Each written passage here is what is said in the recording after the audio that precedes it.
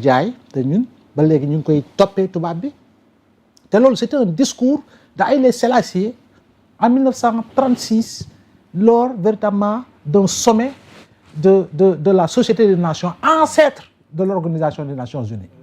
Donc su ma la déggee it's a time to emancipate yourself from mental slavery. None but ourselves can free our mind. kon baax na xam nga li mu waxoon rek.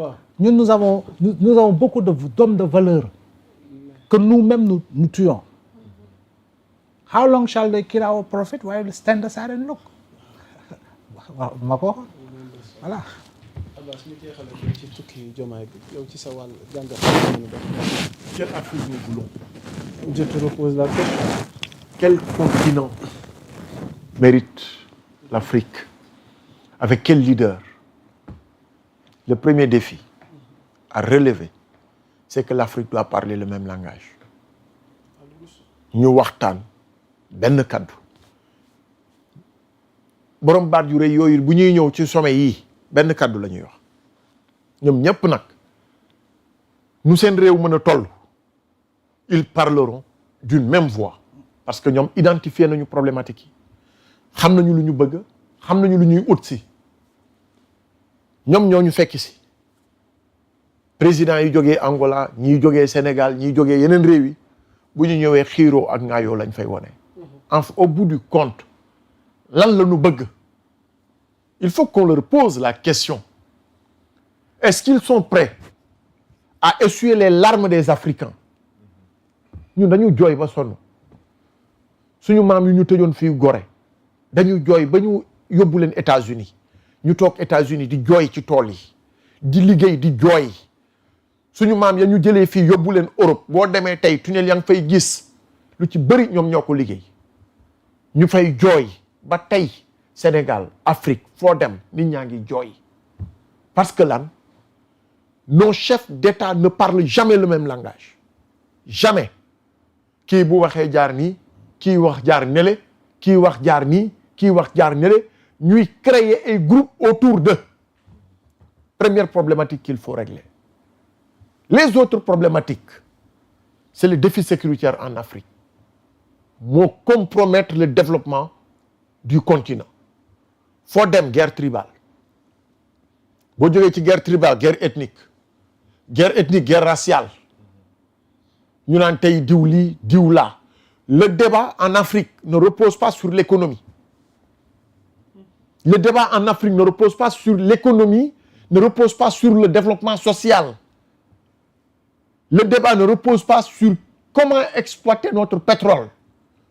Les matières premières on préfère les exporter moo gën a yomb nit ñëw na soxla na tant de tonnes d'or nga jël ko mu dem enrichir boppam. Pourquoi ne pas transformer sur le continent? Laay li mu wax il faut inverser toutes les tendances bien avant les indépendances ba léegi la période post-indépendance ce sont les mêmes pratiques. Est-ce qu'on continuera à utiliser des Africains contre des Africains? Tous les leaders africains yu ñu rey ce sont les Africains ñoo leen rey tous tant qu'ils sont. Je parle sous le contrôle de l'AI. Les géants de ce continent qui ont posé les bases du développement économique et social ont été liquidés par des Africains. Et ba tey c'est d'actualité. On continuera à accepter ça?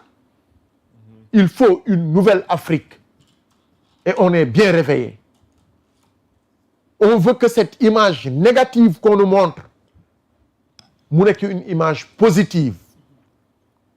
ñoom lu ñuy ut si fii mu des fii ñu liggéeyee ko fii nit ñi mën a am njeexital ci sunu koom-koom ci sunu dundin. Mais African First c'est le terme qu'il faut mettre au devant. Mais lu ñu ko teree am ñun ñaata kuréel lañ fi monté boo leen doon évaluer zéro nga leen di jox ñaata kuréel. mais si problématique bi mooy du ñu waxante dëgg Afrique dëgg vérité da ngay jàppale nit mu yëg ba 4e taxaw di la saw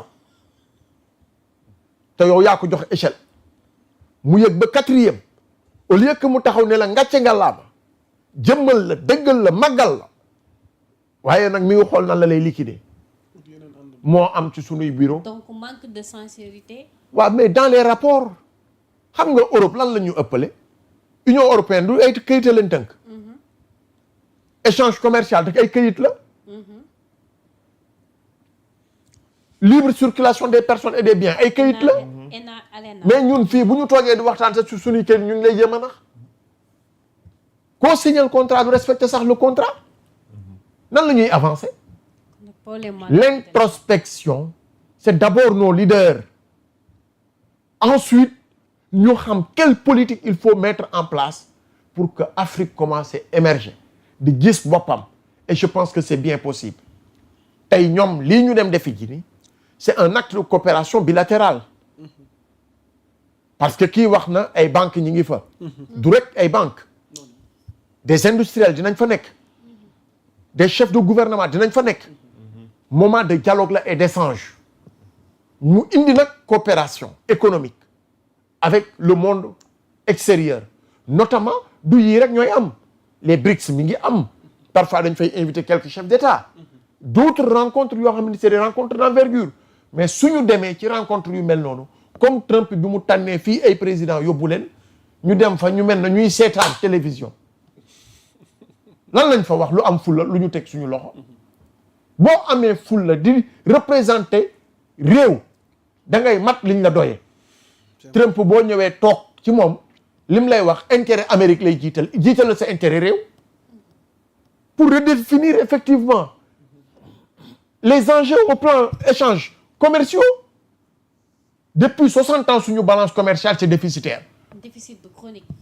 ñun moom la ñu jàng CI ñu doon la balance commerciale de l'Afrique est déficitaire ba tey ñu ngi koy tari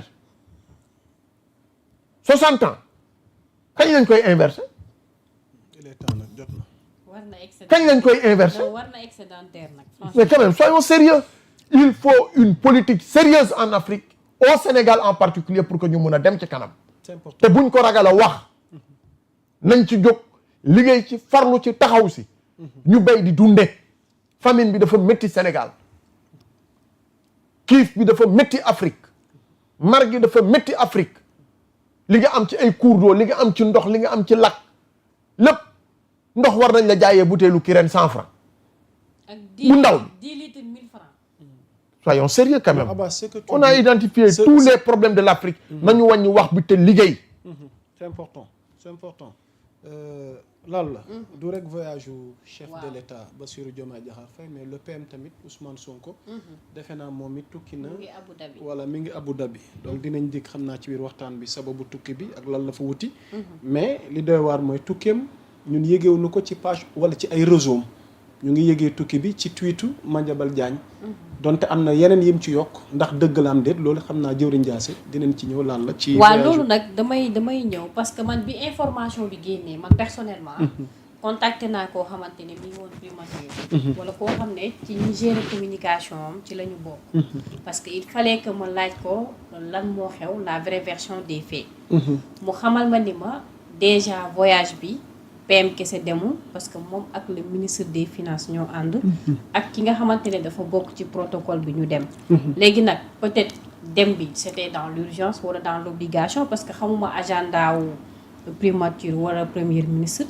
mais li nga xamante ne moom moo am d'après ñoom information yi ñu ma jox directement mooy moom ak le ministre des finances ñoo ànd ak yeneen conseil yi nga xamante ne ci protocole bi lañ bokk ñoo ànd dem Abu Dhabi. waaw léegi loolu dafa jaar dóor sa doom. ah ma ne dafa